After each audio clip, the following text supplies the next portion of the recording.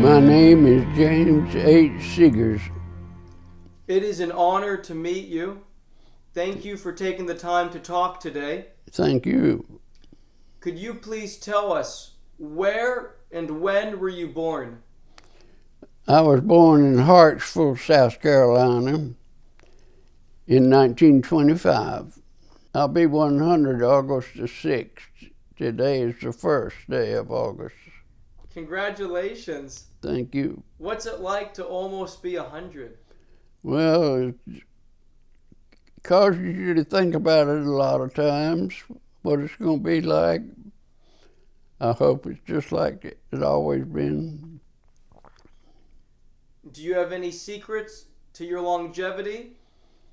No, I don't know of anything. I worked all my life. I was a pharmacist 60 years. Now, even though you're 99, you do an exercise every day, right? Can you tell the audience, what do you do every day? I walk every morning, and I have walked 1.25 miles. I'm trying to cut it back a little bit down. Today I walked 0.97 miles. Wow. And on your 100th birthday? Yes. Maybe you can do 100 miles. Okay, I joined the Navy in Columbia and was sent to Bainbridge, Maryland for boot camp, which I did. And after boot camp, I got chosen luckily, to radio school on the base. Lasted 6 weeks. And the thing about it, when you think about that boot camp, that radio school, we had to type 30 words a minute to pass. And now the schools, it take them over a year to type 30 words a minute. But it was a good school. I learned to code, Morse code, and I learned to listen to it and type it. And then I was assigned to the ship, the USS Hancock, CV-19, and the first time I saw it, I thought it was beautiful. It was big, it was huge. I went aboard, and about 2 weeks we left to go on a shakedown cruise. In the morning, I saw that thing move from the dock. It's hard to believe that huge thing could move, but it did. And we enjoyed the cruise down to the shakedown area. When we left coming back to Boston from the shakedown cruise, we could see the white cliffs of Dover, and they had to be about 50 miles away. But we could see them on the way back. And we did the high speed that day, and it did 39 knots was the highest speed for the ship. Got back to Boston, stayed 2 or 3 days, and left for Virginia. We stopped there and at the degaussing dock overnight. Next morning we left and went to the Panama Canal. And we arrived around noon or so. But all the guns and everything was over the hill of the ship. They had to take them off and put them on the flight deck so we'd fit in the dock. And that was fun watching that, but we got out of that pretty soon, and we was going to San Diego. And then we stayed there about a week, the best I can remember. Everything was ready, and we hauled out to Honolulu, stopped 2 or 3 days, and then we was going out to the war front. The first mission I can think of the Hancock being in, and I thought it was rather odd. We went to the coast of Japan, to Kyushu, and Formosa, I do believe, best I can remember, and that was right up front. Then we came back, and the next thing we did, we went to the Philippines and freed those people, helped free them, and then we went to the real front from there to Japan. And we witnessed a typhoon along the way, and it was terrible. It was a huge storm, washed planes off the flight decks of all the carriers, damaged some. I think we lost 3 destroyers, capsized. It was awful. Then from there we ended up at Okinawa near the end of the war, and that's where we got hit and damaged us, more damage than we had any time before. And we left, and we thought we were coming home, but when we got to Honolulu, the dry dock was empty. So what do you know, right in there we went for 6 weeks, and they repaired us and painted the ship gray. We got out of there and went right back to the front till the war was over. And then we stayed at Japan, 2 carriers stayed at Japan just to see that everything was all right. And two carriers, we stayed in Tokyo Bay a lot. I went ashore one time, and that was enough for me. It was terrible. But anyway, then we came home Navy Day, and after that, the crew got leave. I went in the second half of leaves, and while the first half was gone, we went to Manus Island in the Pacific, far Pacific, to bring back passengers. We brought 5,000 back. There were Marines, Army, Air Force, nurses, complete thing of the military purpose. We brought 5,000 of them back. And then I went on leave after that. And we got a new captain shortly before the war was over named D.V. Gallery, a great guy. He was a nice fella. And I was on duty in the radio shack on the way to Manus Island, and I copied his promotion to Admiral, and he received it. He was a nice guy, a great guy, and a good skipper. The crew loved him. After we got back, and I went on leave, and that was it. When I got back, I got out. Thank you for sharing this overview of your experiences. There's a lot to go through. Can you tell us for the record, what type of ship was the USS Hancock? I was on the USS Hancock, a carrier. It was CV-19. And during the war, we had our times, but it made it through the war with some damage, but not a whole lot. What was your specific job aboard the ship? I was a radio operator. I copied Morse code all day. And during general quarters, what was your battle station? Radio 6, up forward on the port side. It kind of hung out from the flight deck.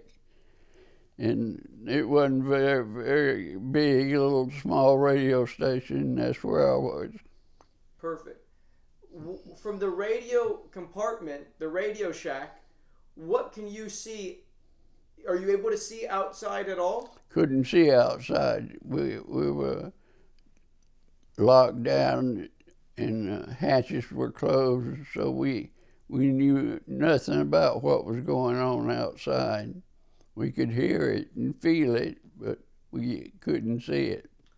What is that like, Mr. Segars, to have this battle going on, to hear the Japanese planes coming in, the anti-aircraft fire, the cannons going off, but to not be able to see what's going on, not knowing if you're about to get hit? What is that like? Well, if you're on duty in the main radio shack, it was the most interesting. With severe air attacks, and we got shrapnel one time through the deck, and the man was sitting beside me. We were both copying code. It cut the leg off of his chair, and he went backwards. But that day, that was the most serious thing we got. We were lucky. We had down along the way, we had a pilot flying a TBM on a mission. He had 500-pound bombs in the bomb bay, and he didn't know it, but they closed back almost, but not quite, with a bomb in the bay live. He landed on the ship and pushed the button that TBMs folded their own wings. That bomb blazed out, and the bays opened completely, and it fell out on the flight deck and went off. 500-pounder. It was a bad day, bad day. But the amazing thing about that, the ship landed planes 2 hours later. The crew laid that steel on the flight deck and had it ready to receive planes. It was amazing what they could do. Well, when the bomb went off, it jarred the ship into up and down motions, and I was sitting, but I was airborne for a second and back on my back, so I got by all right. What happened to the pilot? Oh, the pilot, well, when we could come out of the radio station on the flight deck, he was about halfway from where he landed on the forward flight deck, and still in the seat. It was awful, terrible, and he had 2 crewmen with him, and they were both killed. We lost about 50-some people that day. And I went to that funeral. I was off duty, and I decided I'd go and see what was going on the hangar deck. And I walked into that funeral where they buried all of those people at sea, and that was something that would wake you up, make you have some serious thoughts. It was terrible. Burial at sea, they have no family or anything be put in the ground, but they were put in the ocean. It was awful. They had a service, and each one of the people they were going to bury, they were in just a canvas bag, so finished, and they had tables, 2 tables on the hangar deck, on the deck edge elevator, made it a bit lower for them, and they put them on that hangar, that deck, that little table-like, and put the American flag over the body. And when they went to bury him, the command came for them to bury him. They pushed that out on the deck and raised one end of it and hold on to the flag, and the body went in the ocean. It's not a good sight.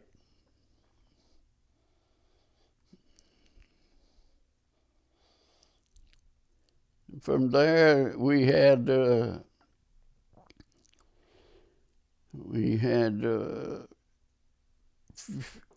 incident refueling a destroyer. The big ships topped the destroyers off about every 3 or 4 days to keep them with enough fuel in case we had to run. And we were refueling the Halsey Powell destroyer. It was brand new, number 795. And I was looking at that destroyer. I thought it was neat how new it showed and all. And we had a Jap sneak in, and we were shooting him. He was out of control, and he hit our ship on the bridge, and the engine and the part of the ship went over and hit that destroyer on the fantail and put it in a hard left rudder.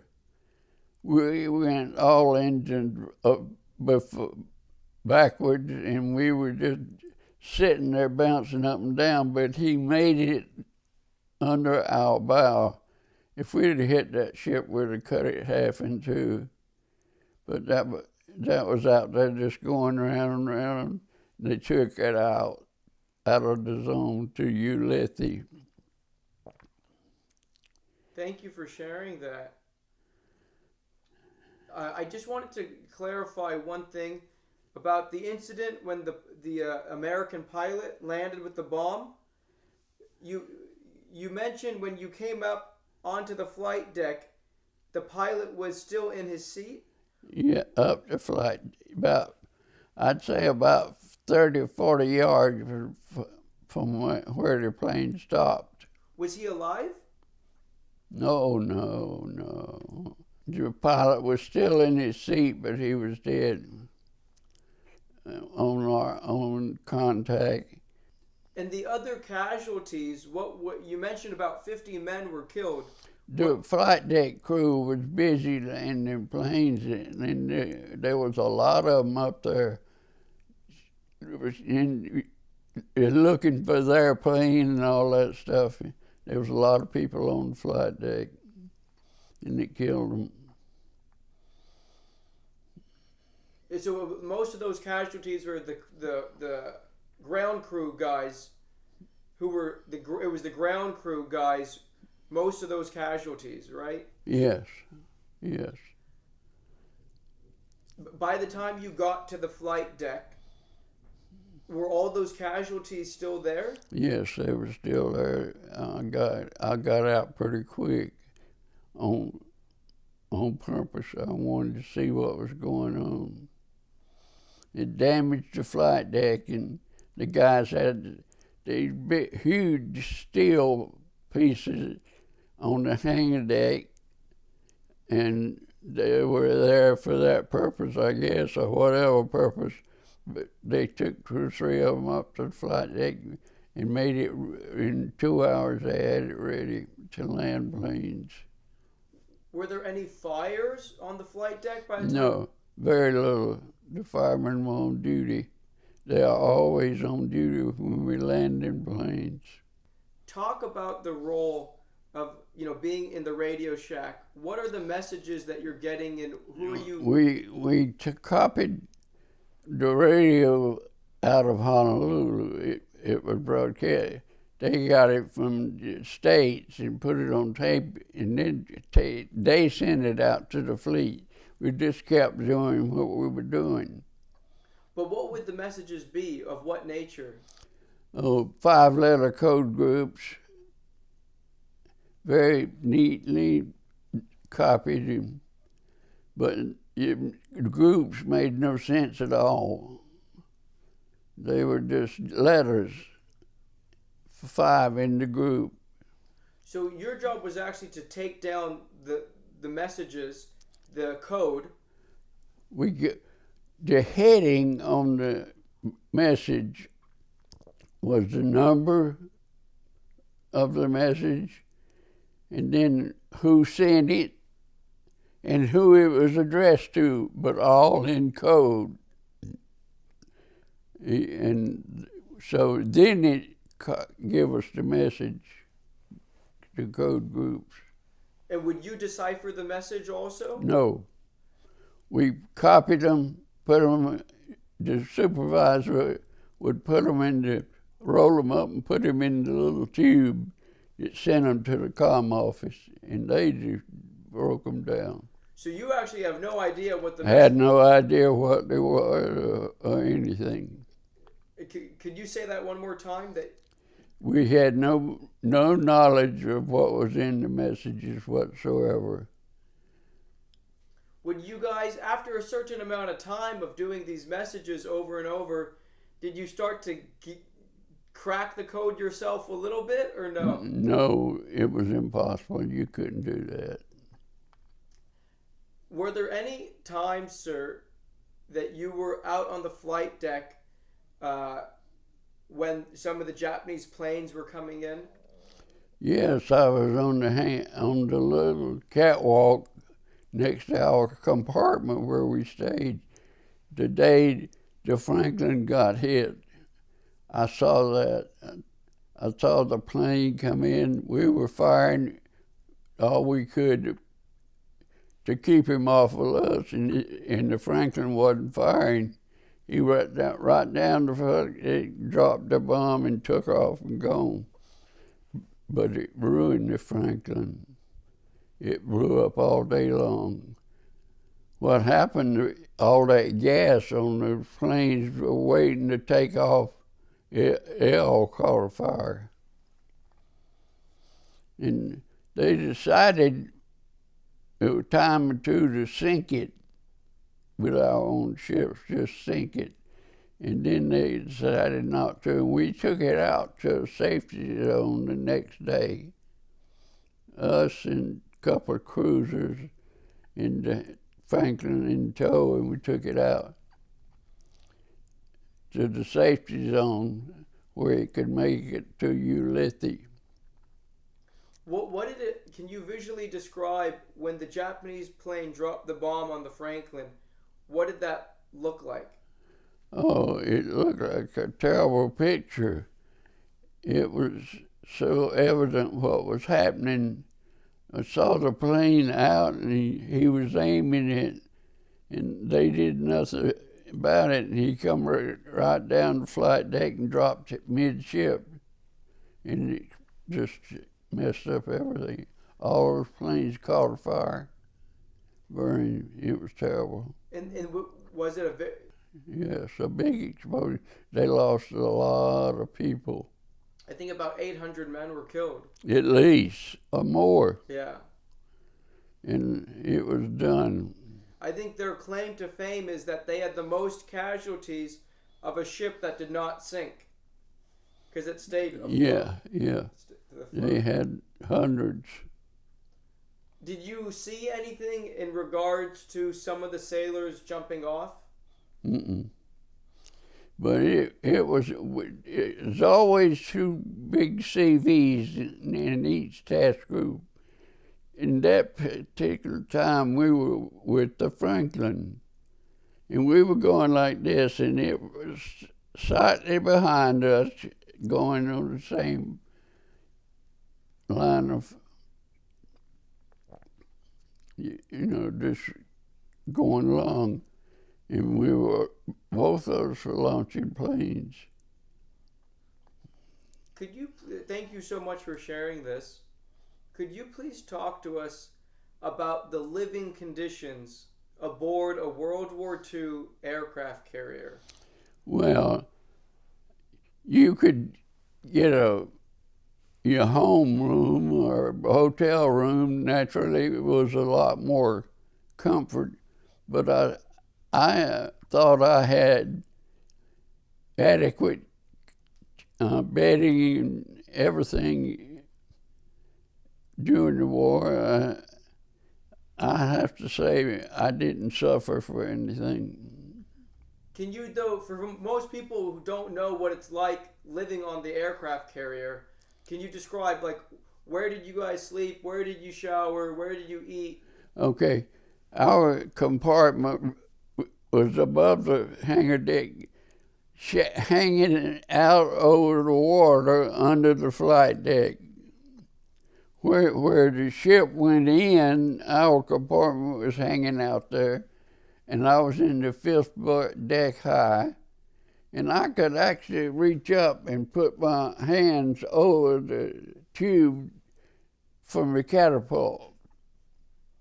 And I could tell when they were launching planes because it was good going, but coming back it was dragging, awful noise. Wasn't no sleeping then. But I think we had adequate stuff. I can't complain about that. Some people might, but I wouldn't. We had showers right there at the compartment. Everything we needed, bathroom and showers. It was just, as far as I was concerned, it was good.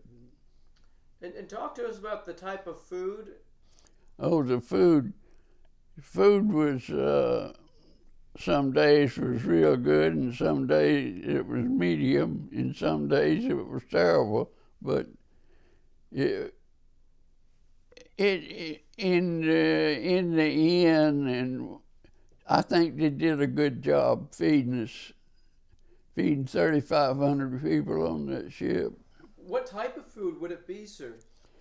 Well, we had vegetables, and we had meats, and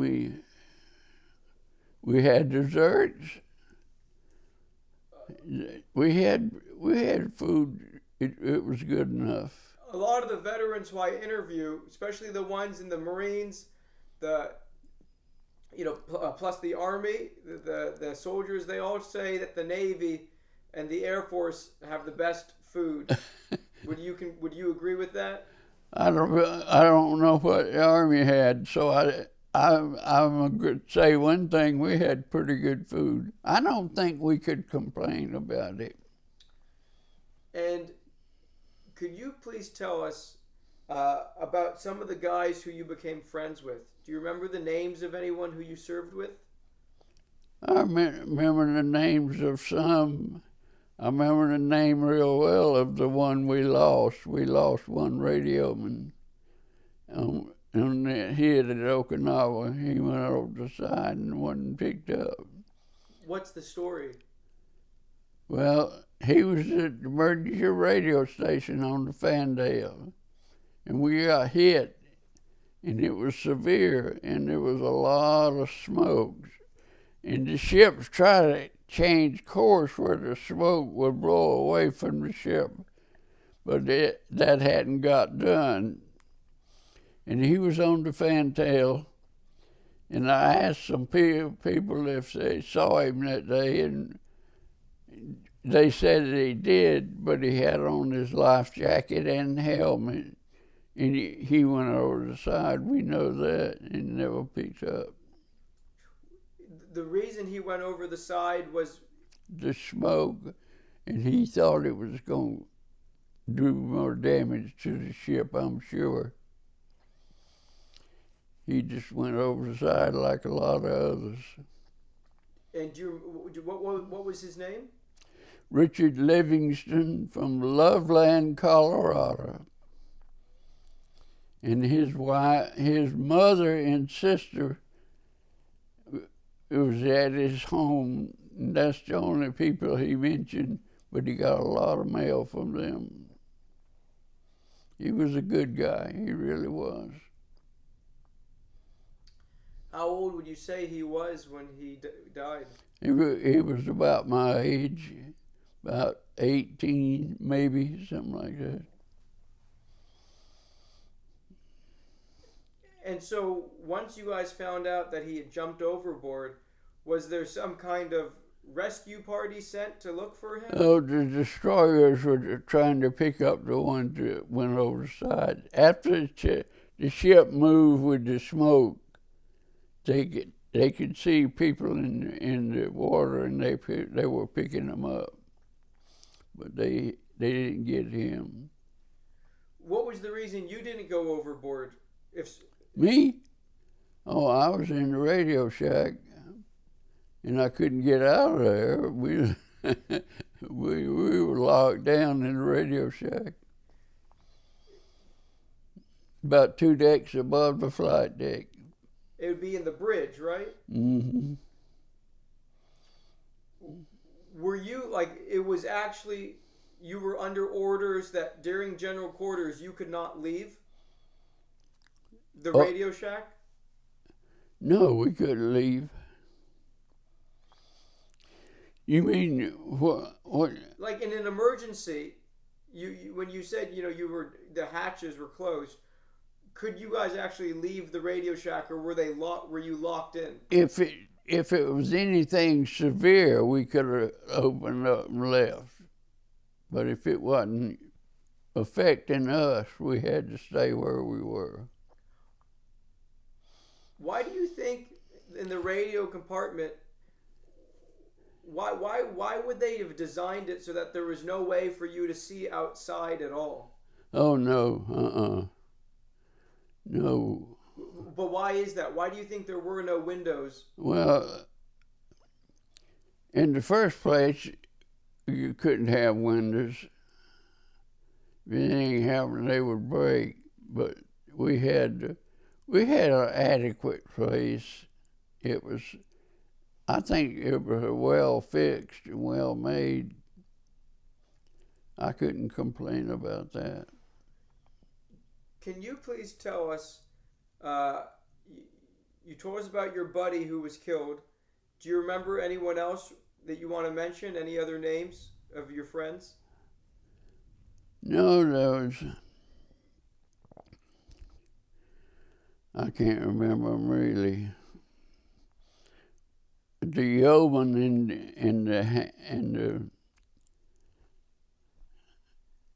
the compartment where we sent the messages to, what would it be called? The communication station. He worked there, and I knew him real well during the war. Of course, I knew the radio when we were serving with, but all that's got away from me now. That's okay.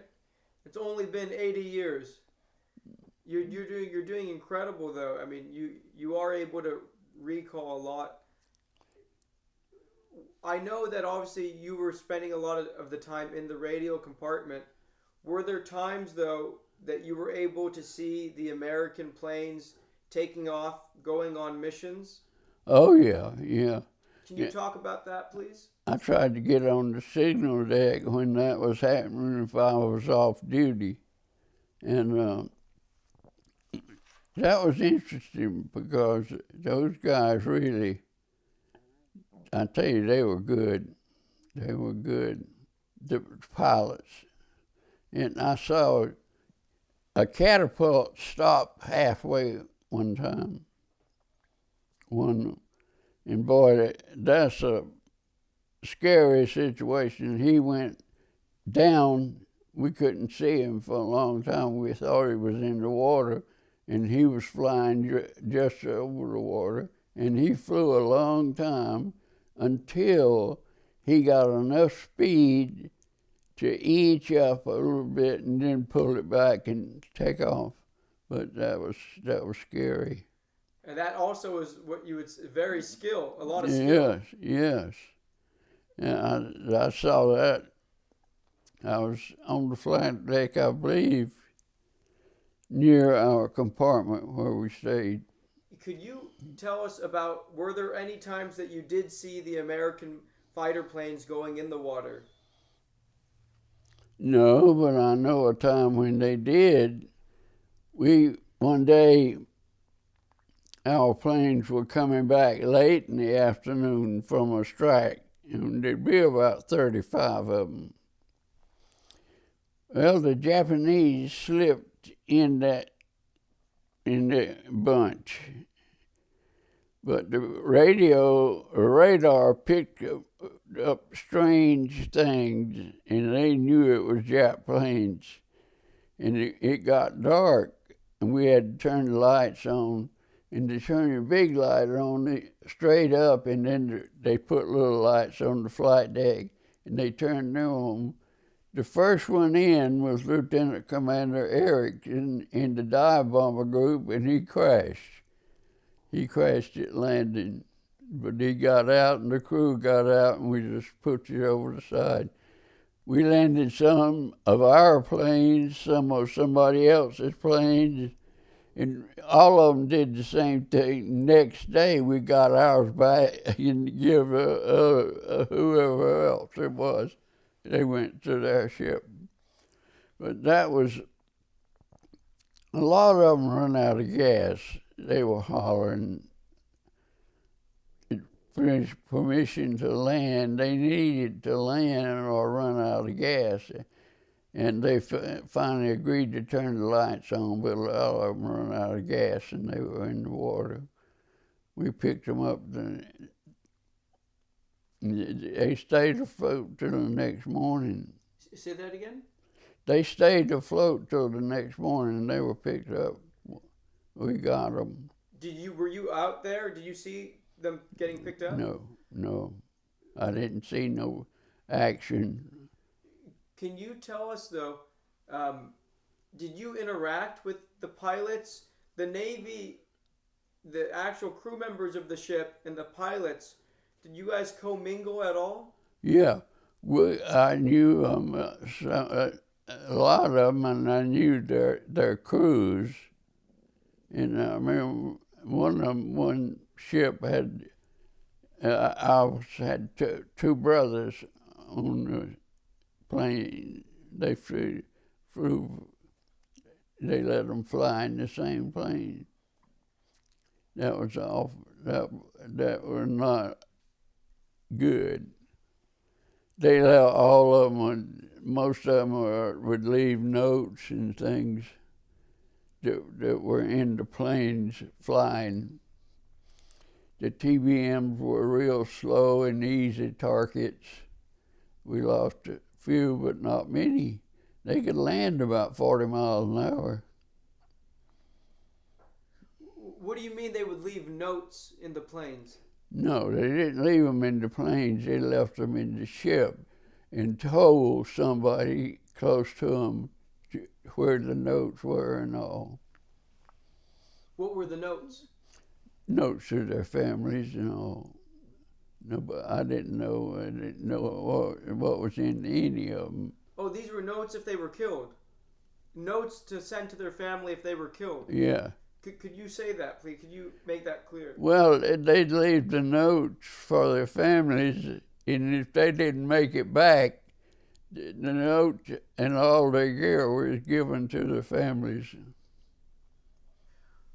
Do you have any idea how many pilots from the Hancock were killed? From the Hancock? You know, that's a hard question. I would say we never lost over 10. Those guys were good. They get damaged and still come back. Would they talk to you about what they did, the strafing, the bombing? We would ask some of their crew about it, and when they got back off a mission, they were pretty well stuck in their quarters. Which was separate from your area? Yes, yes. Now, even though you were in the radio shack, did you still have to stand watch? Like, isn't that a part of your duty to stand watch at night? 4 hours on, 4 hours off? No, we didn't do that. During the day, I would work about 10 hours, and the night crew would work till about 7 the next morning. So what did you personally do in your off time, your free time? Well, not much to do on there. The day the war ended, I was off, and I was asleep in the transmitter room. The transmitter crew, they kept the radios operating and all that stuff. Well, it was clean enough to eat off of, and they had it cool. And we could take a blanket and a pillow, put the blanket on the floor, and sleep in there. They'd let us sleep in there.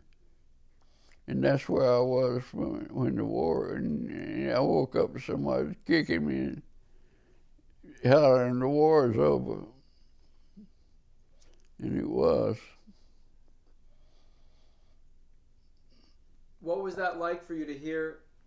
Oh, that was a good sound, I'll tell you that. Made everybody was happy, really happy. And then we had a reason to be. You know, that's a tough life, day in, day in, and day out, the same thing, same expecting and everything. But when the war ended, we were glad. And we shot the last plane down in the war about 3:30 that afternoon. One of our fire pilots who was up got him. And then one of the pilots found a POW camp that they'd been looking for a long time. He found it, give the locations back to the ships, or mark their location. He came back, and he was really happy. And we took everything we had, candy and stuff like that, cigarettes and everything you could think of. We could get in a sea bag and fasten the top of it down, put them in the bellies of the TBMs, because they had the better space, and they went to that place that afternoon and dropped them sea bags from the POWs. The Japs had left them. They had gone when it got signed time. The war was over, they were gone. But the next day, the Air Force from Guam took over and dropped all kinds of stuff for him.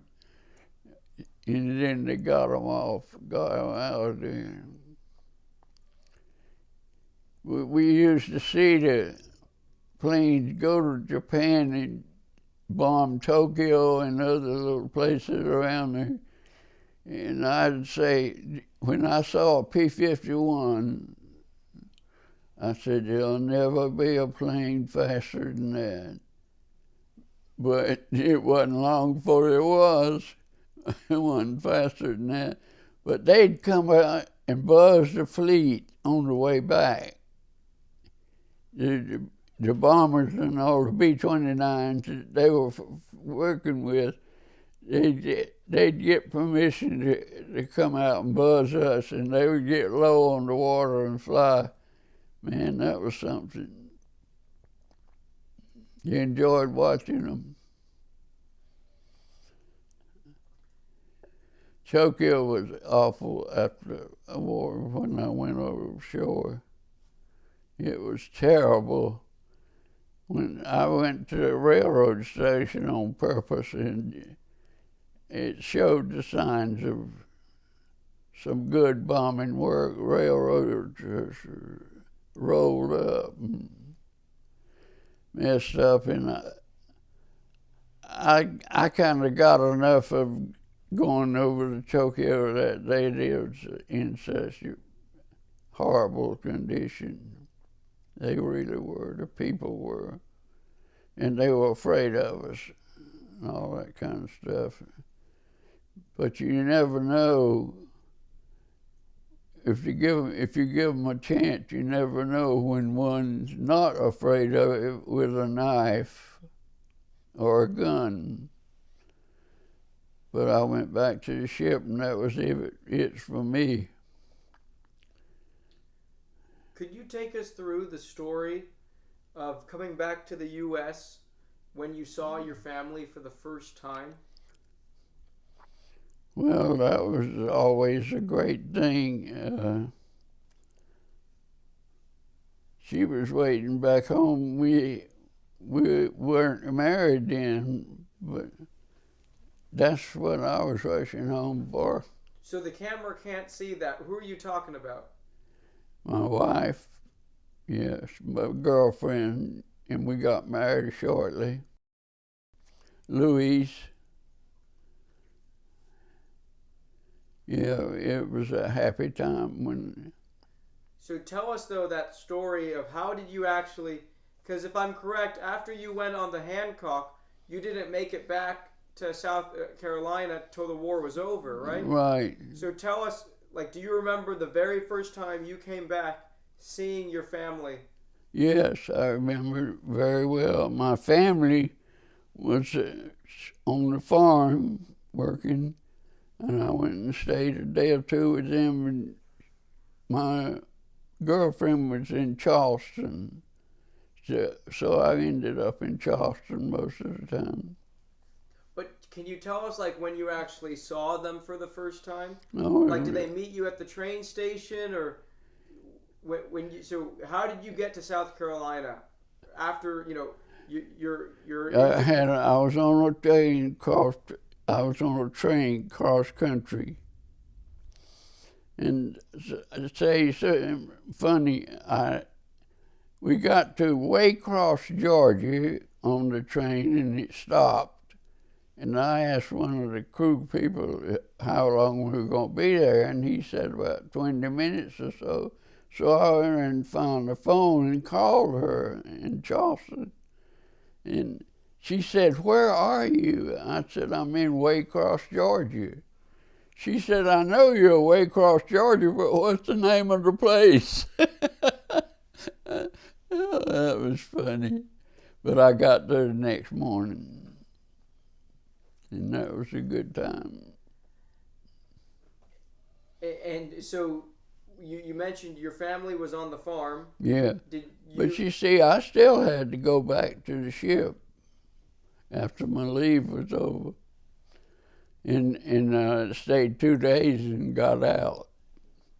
What was it like seeing? Did you have any difficulties readjusting? No, no, not really. I got me a job. We wanted to get away from there. She worked on the Navy Yard, and she knew that her job would end pretty quick, or she could get out of it. And they were letting people go. Well, I went back to the ship and left. We had a good communications officer. His name was Commander Britt, and he was from the eastern part of North Carolina, so we were almost neighbors. And he told me, I was a second class, and he told me, "If you sign this paper, I'll make you be a first class, make you first class." That was a good offer, but I told him, "No, I believe I'll go home," and I did the next day. Got on one of them cross-country trains, about 3 days, but it turned out good. Hartsville was south of Columbia, about 55 miles. Could you just say that one more time? Hartsville was south of Columbia, about 55 miles. That's where I was born. And what was the main industry there? Street? The main industry. What did most people do? Farming. Farming was about everybody. My grandfather was in law enforcement, but he was the one outside of the farm. Would your grandfather have been old enough for the Civil War? I don't think so. No. But your ancestry goes back in the Carolinas a while? Yeah. All from that region? Yes, yes. What was it like growing up in Hartsville? Can you describe? Well, I was on a farm. my memory of what was going on, we left the immediate area of Hartsville and moved over to another section of South Carolina, just one farm to another, trying to make a living. And what type of farm was this? We grew, main crop was tobacco and cotton. And could you please tell us about your family, your brothers, your sisters? All I had, there was four of us, boys and one girl. She was born in 1936, and I need to talk to her, really, but she's 11 years younger than I am, so she'd be 89. And let's see, I had the one sister and the four brothers, and three of them are gone. They're dead. Were any of your brothers in the war? They were home. No, were any of them in the war? Your other brothers, were any of them in the war, sir? No, they weren't in the war. Is that what you mean? No, they weren't in the war. I was the only one. Were you the oldest? Were you the oldest? No, I had one older than me. What was the reason he didn't? He didn't. He wasn't conditioned to go in the Army. He was drafted. And your parents, what are their names? My father was named Henry Corbett Segars, and my mother's name was Mary Bradham. And how did they meet? I have no idea. Could you tell us about the kind of work you had to do on the farm from a young age? I don't think kids today realize that kind of... Plowing a mule, that's what I was doing.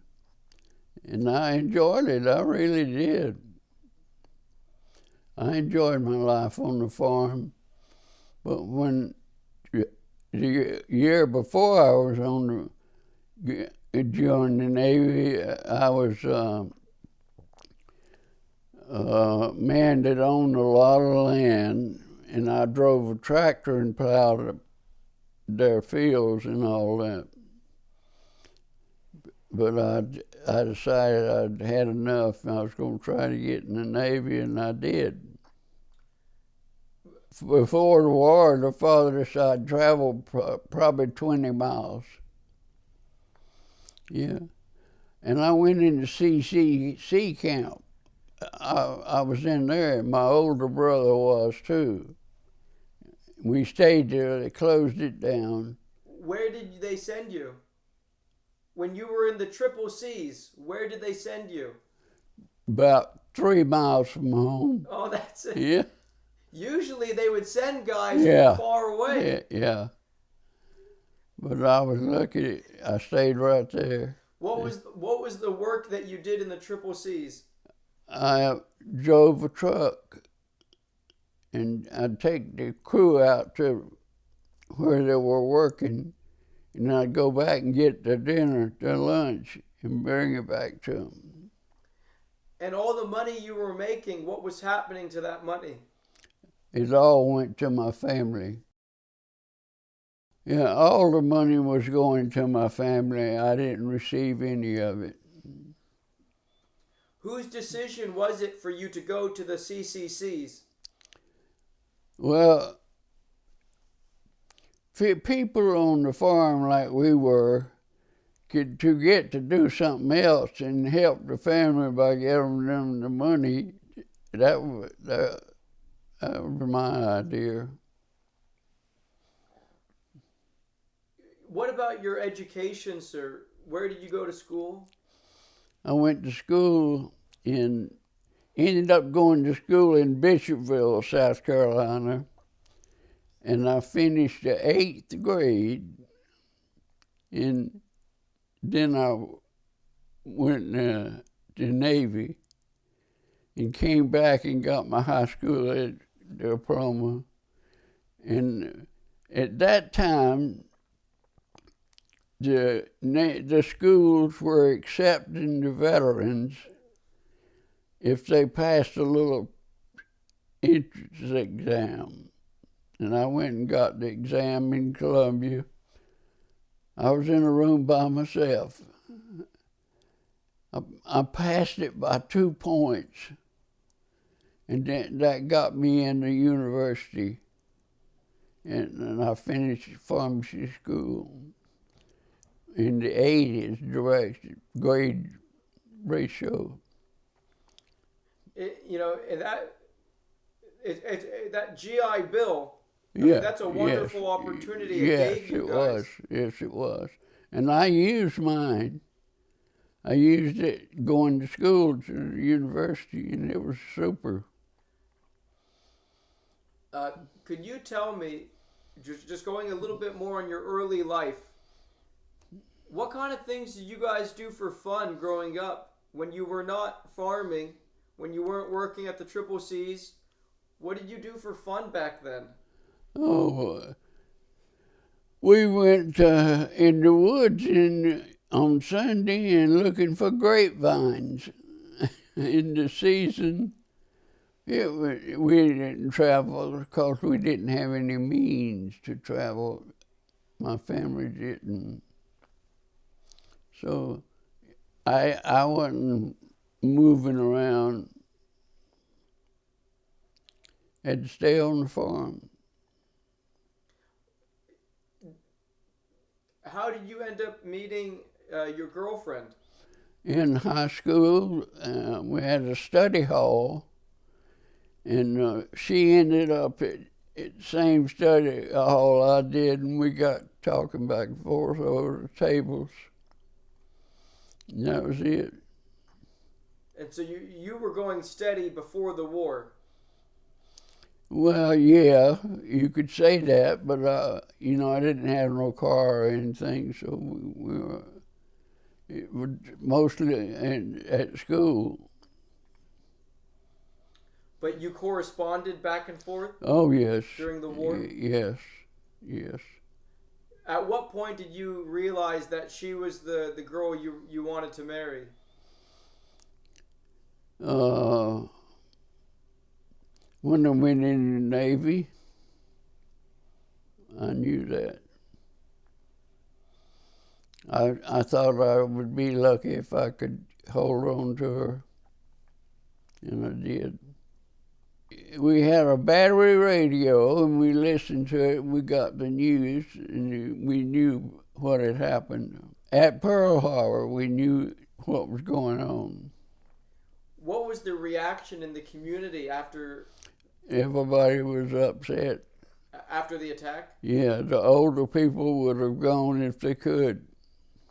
A lot of them. And so can you take us through the story of how you actually decided to join the Navy, why the Navy, and tell us the part about lying about your age, please. Well, the more I thought about it and the more I worked every day, I thought I should do something during the war for the service. And I decided it'd be the Navy. And so one day I told my mother I was going to join the Navy. And she said, "You're the boss of whatever you're going to do." So I told her I was. And she said, "You're not old enough." I said, "I will be by the time I get to Columbia." So I told the guy that I was born in 24, and that made me old enough. They didn't ask any questions. They just give you a little exam there. Yeah, the next thing I knew, I was in Bainbridge, Maryland in boot camp. Perfect. Can you also mention for the record that according to the government, you're still a year older, right? Oh yes, it's on my driver's license. That birthday stuck with me. I don't know why, but it did. My driver's license says I was born in 1924. So when you go to doctors or when you do any forms that you fill out throughout your No, life. I put 25. You do. Uh-huh. I put my right birthday. But what was boot camp like? Sorry, what were you going to say? Boot camp? What were you going to say before? Nothing. I was just wondering what you were going to say. Okay. Take us through the physical regimen of boot camp. What was that? Oh, it was. We were in the regiment at Bainbridge, Maryland, that they were still building on. Nothing was paved, it was mud. And if it rained, we just had the mud, that's all there was to it. But we had to do the same things. Like, what were the exercises? What were the things you had to do? More marching and drilling than anything else. And then we had these crazy watches. All that was teaching us how the military operated. Yeah. What was it like seeing different parts of the country as you'd only been, not very far. That's right. It was very interesting. It really was. After I got out of boot camp and was going to radio school, I could get liberty on the weekends. And sometimes got a guy from Tennessee. He was an amateur boxer. He was a great guy. I liked him. We'd go to boot camp, Liberty. We'd go to the same places. We'd go to Washington or Baltimore. Never went north any further than that. We could have gone to Philadelphia or New York, but we didn't. I like Baltimore the best, I guess. Washington was too, I don't know, too much. Too many politicians? Yeah, you're right. Yeah, I'm a plank owner on the Hancock. And what that means is a ship is being built and the first crew that's on that ship, when it pulls away from the dock the first time, they're plank owners on the Hancock. So you guys are the original guys? Mm-hmm. I enjoyed Boston a lot. Got to go to Fenway Park and see the Red Sox and baseball. We weren't there long. We had to go. So I'm just looking at some of the notes. You've covered a lot of the stories. I did want to know if you could cover that typhoon. If you could tell us more about that. We got into typhoon by a big mistake. Admiral Halsey and John McCain helped get us into typhoon. We could have dodged it, and we never knew why we didn't. But we lost those 3 destroyers, and several carriers were damaged. Flight decks partly upset and all that kind of planes over the side. But your personal experiences during the typhoon, like, describe what it was like for you. Well, it was awful trying to walk because the ship was up and down so much. I mean, terrible.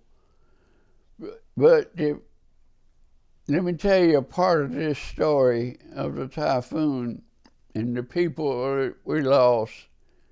When I got out and gone to radio school and went to work, I moved to a town where a lady lived that lost her husband on one of those destroyers. I knew her, got to know her. She wanted to know how rough it was. I told her, but I tell you, it was hard to motivate. You just about had to stay where you were. It was. Say that again. Hard to motivate on the ship. You'd be falling down and all that kind of stuff. It was rough. It was terrible. Did you guys get seasick? No. No, I didn't. I was lucky. Just hang tight 1 second. Okay, sir. Thank you again for your patience. There are a few things I'll have you mention, please. Could you talk about what was unique about the Hancock in the forward, in the bow? I think it was the 40 millimeters. There was 2 quads of 40 millimeters up there on the bow, and they could shoot straight up with that bow that came up and out like that. And that was different because some of the older carriers... Yeah, well, some of the newer ones even had straight, what I call straight bows up to the flight deck.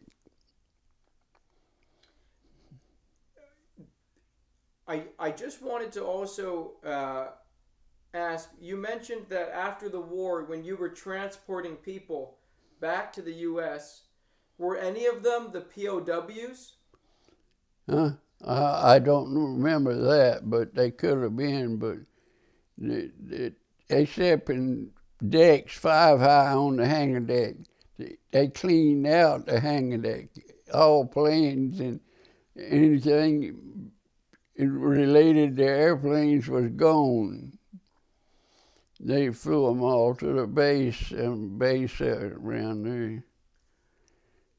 So they put steel decks on the hangar deck 5 high, and I mean they did it overnight. So they put a mattress on each one. Could you tell us, sir, you told us about, I'm looking at the history of the ship, there were a few incidents where Japanese kamikazes came near your plane. In November of 44, part of the Japanese plane was, it was shot up, and then part of it kind of landed on the deck, like you were mentioning, part of the fuselage. But in April, off of Okinawa, April of 45, that's when it says here that a Japanese kamikaze struck the flight deck of the Hancock, hit a group of aircrafts, and its bomb hit the port catapult. 62 men were killed.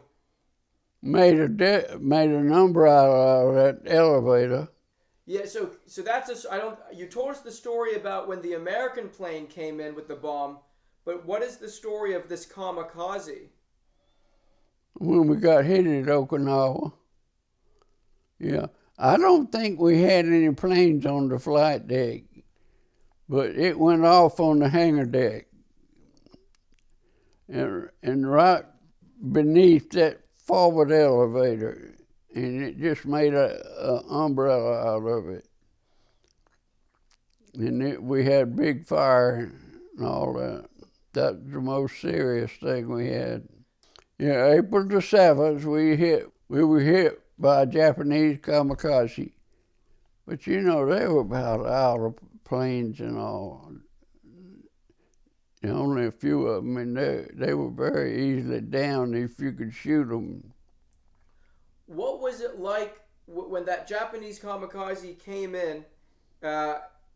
What do you remember about the vibrations? I was in the radio shack copying code, and I copied code till the power went off. Then everybody, misconduated, and they fixed it back in about, I guess an hour and a half or something like that. The power was back on. And when you came up to the top deck, the flight deck eventually, what could you see of the casualties, the debris? See, I was in the radio shack and I stayed till my duty was over. Then I went down to the mess hall and got something to eat. They were feeding. So I come back up and I decided I'd walk down the hangar deck and just see what all went on. And that's when I saw those people in that gunnery turret. They were still, the guy with the 40 millimeters was still on that wheel. They didn't have a stitch of clothes on or nothing. It was awful. The bomb blasted, they were right at it. And they didn't have any clothing on after that. The fire from the bomb, immediate. That was terrible.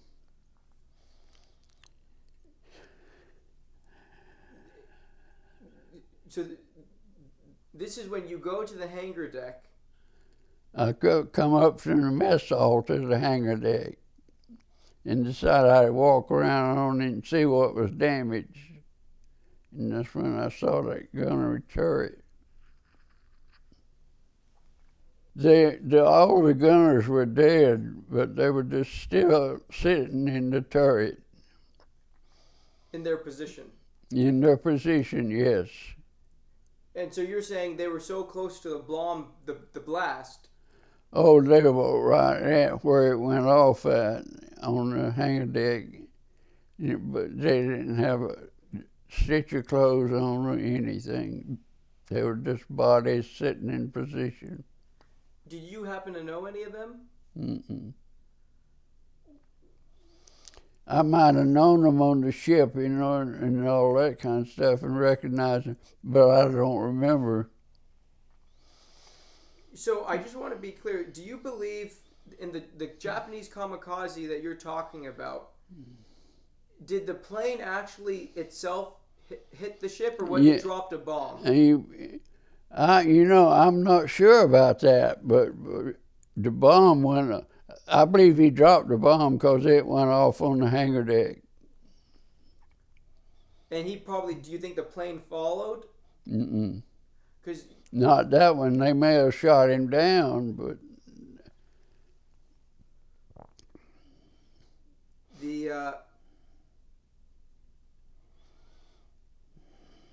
okay. Here's what it says. I'm looking at it a little closer. The kamikaze, so the plane actually hit the flight deck, but the bomb came down to the hangar deck. Is like what you're saying. So their bomb must have got loose. Yeah.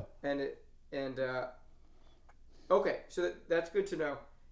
Were there any times, sir, that you were out and you saw Japanese planes getting hit in the air from the anti-aircraft fire? I never saw any get hit arrow in the air. In a situation like that, I'd have been in an emergency radio station or in the radio shack, and you can't see nothing out of there. Sure. Are you guys allowed to smoke in there? Were you allowed to smoke in there in the radio shack? Yeah. Did you smoke back then? A little, sometimes. Is that the secret to a long life? Yeah, it was giving them up a long time ago. Well, I really appreciate you. You've pretty much answered everything about the war. Do you just want to briefly mention, after the war, coming back and what you ended up doing with a lot of your life? Running for mayor, winning, being, the pharmacist. You've had a big impact in this community. The pharmacy was well after the war. I went to school in 51 and finished in 54. And then I went active pharmacist. And can you talk to us a little bit about your pharmacy that you ended up running? Yeah, my pharmacy, we kept it for years. And a period I was working by myself. When it was open, I was there for a few years. It wasn't easy, but I did it. And then I sold it. Sold it to CVS. And tell us about how you ended up getting into politics. How did you become mayor? I don't really know that, except we when I moved to Marion here, there was a group of people that controlled everything, banking and everything. And I ended up in a group, me and a lawyer formed a group, and we were called the Go Group. That's what we were called. We had meetings, but we didn't let any of them attend, talking about what we thought and what we were going to do.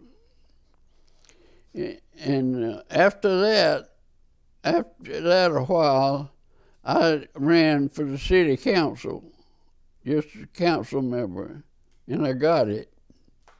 And I served about 6 years on the council before I was the mayor. I was next to the mayor on the council. And so when the mayor died, I was promoted to the mayor's job. And I served his term out, and then I ran 3 times. That was enough. Is there any insight that you want to share from your time as mayor? What was it like being, a representative for so many people and trying to please everyone? Oh, yeah. Well, I tried to be upright with the people.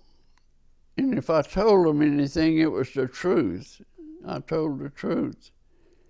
And I don't know, I would go out and look and see where the people were working on the jobs in the wintertime and the summertime, and I've taken them sandwiches and coffee on jobs. And the city council wanted us to build a new building, a city council building, or buy another building. And we were upstairs at the police station in the meantime. We had a big long table. We had plenty of room, and I told them as long as I was mayor, we wouldn't build no new building. And the first meeting, I went to the first meeting of the new crew just to visit. In the very first meeting, they talked about a new building. So that's just government. Can you tell us, sir, what advice do you want to give to future generations? Life advice. I see people that ought to be themselves, and the ones that try to be other things, other people or whatever, they're the trouble group. So my advice to everybody is to work hard, keep your chin up, keep doing it.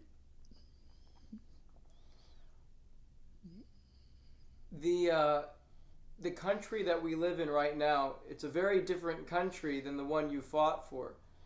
There's a lot of division, a lot of anger in politics.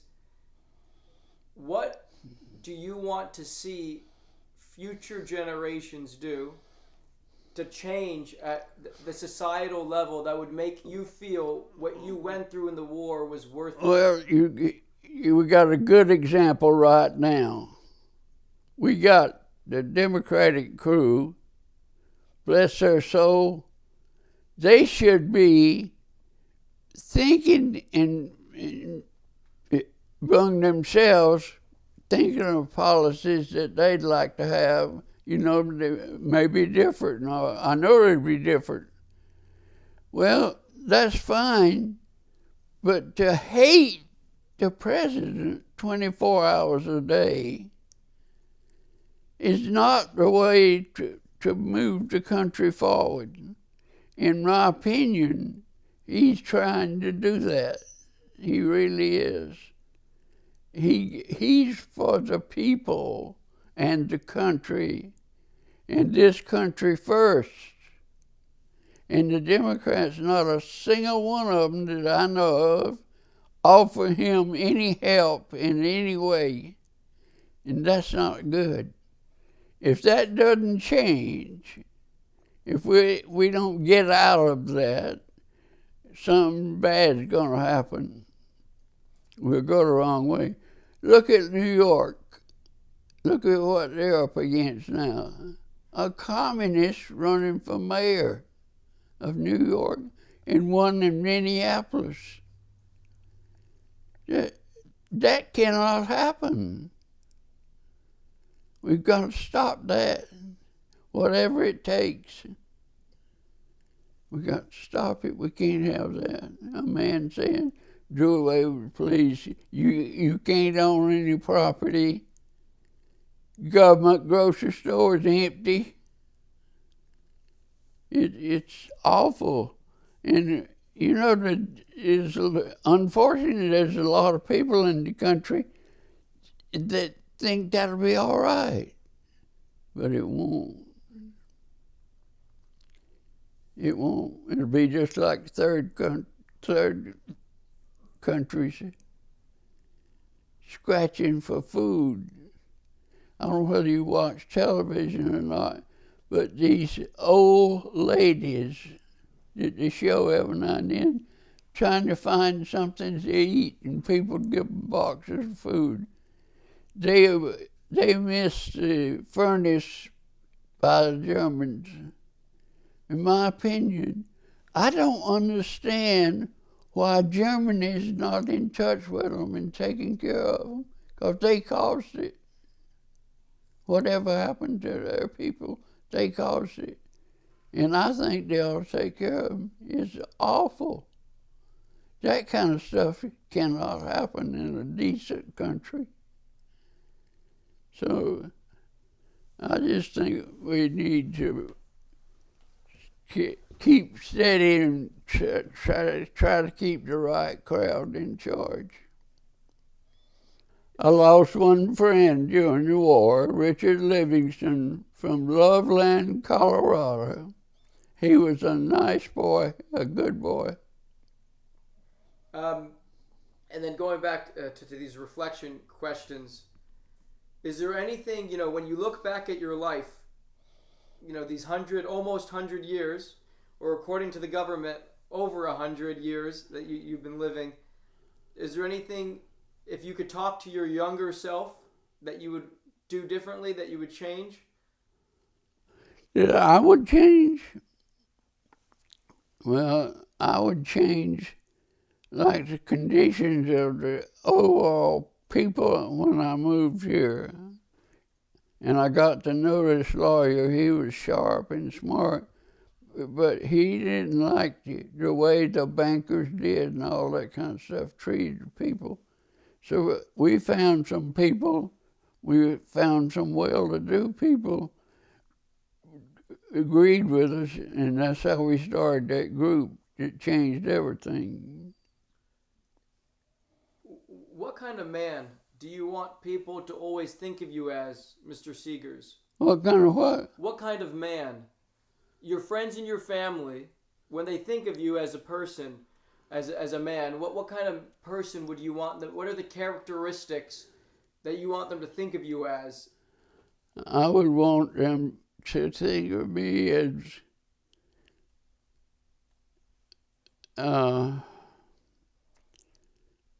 think of the good ones in your family, treat them right and all, but we have some, not just like everything else. They're not right. And I'd like for them to change to right, but... So I meant more about you, though. So like your friends and your family, when they think about you, what are the characteristics that are important for you to come to mind? Oh, you have to ask them. I don't know. But what would you hope? Like a good father, a good husband, hardworking, honest. What are the things? What are the attributes that are important? Well, hardworking, that's true. I'd like them to think of me as a good dad and a good member of the overall family. Perfect. My charity. Well, I did want to mention, your faith. Can you talk about that? How that helped you during the war? Faith, yes. You know, a funny thing, I never was scared during the war, and I know that was from above, somebody that had control for me. And that's the way I think people ought to live, and that's the way I tried to live, on the right side. Perfect. My charity, Remember WWII. Do we have your permission to use this interview? I guess you do. Was there anything else you wanted to add? No, not that I can think of. Was there anything you wanted to? Yeah. You want to turn it off so I can tell you a little story? Well, do you want him to say it? I don't know if he'll say it the way he told me or not. I can tell you, and then he can say it if he wants to. Sure. When James retired from mayor, they had him a retirement party, and what James told me, and this tells about his character. Okay, he said he'd been to a retirement party, and a man came up and put his arm around me and said, "Jim, damn you." He said, "I didn't support you. I didn't vote for you. But by God, I knew that when you said you was going to do something, you would do it." That wasn't in no kind of party. That was a meeting, a city council meeting, and we had these people that had complaints, and we listened to all the complaints, and we called for a 10-minute session, just recess. Yeah, and I was walking down the hall going in the bathroom, and that guy walked up to me and told me, he said, "Jim, damn you," he said, "I don't agree with everything you do and everything you do advocate, but by God, I believe you told the truth, and I like that." That was a man that had a relative living in this next house. Okay. A long time ago. I want to thank you for all your time. I want to thank you for your service. You've been very patient. Maybe after today you'll get another medal in the one other medal in the mail in the post. Medal for patience. Well, I thank you. Thank you for your time and your efforts in doing this interview. Thank you. No worries. I'm going to have you hold up a couple of the photographs, and then we can... Where did those photographs go?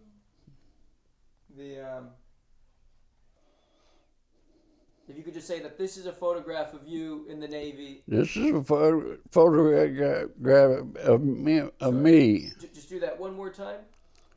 This is a photograph of me made during World War II. How old would you have been in that photograph? Probably 18 or 19 years old. And how old are you now? Well, I'm 5 days from 100. That's incredible. And just give me a big smile, please. Yeah, because we're going to use this as a portrait. So let me. Yeah, keep giving me a really big smile. Yeah. Really big smile. Well, that's the best I can do. This is a picture of me and one of my buddies in the Navy. And this is on the ship? Yes. Where would you guys be in that photograph? Where were you on the ship? I'd have to look at it, but it looked like we could have been on the hangar deck.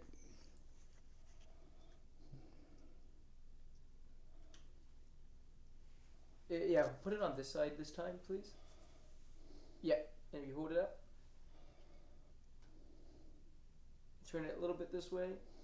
Yeah, yeah, perfect, sir. And if you give me a big smile.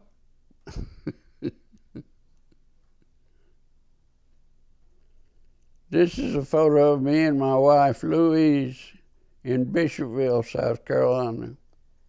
And was this right after you got back from the war? Let's see. Can I look at it? Yeah, of course.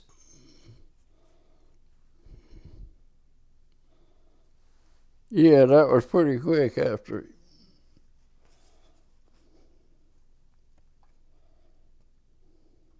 You both look very, very, very much in love.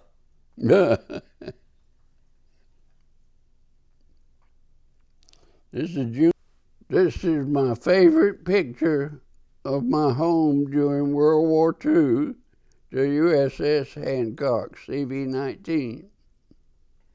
And could you show us where would you be on the ship?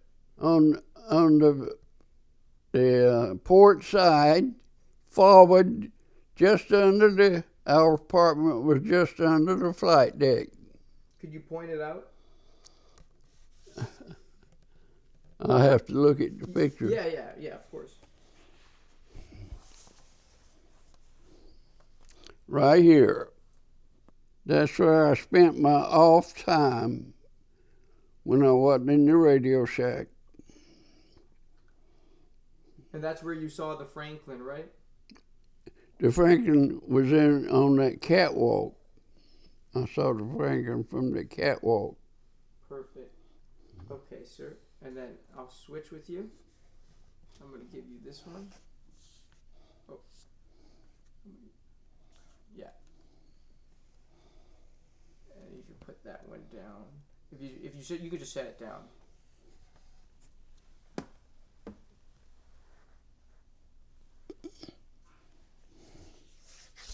Yeah, and if you look right at the camera, and if you just say what that is.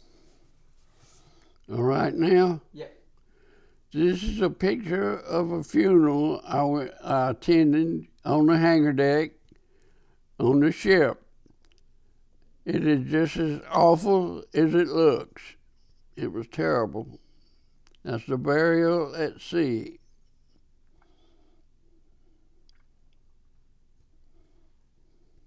And I'm trying to look what it says. The April 45. So this would be from that comic. If you could just say to the camera, these are from the kamikaze attack. These are from a kamikaze attack. Perfect.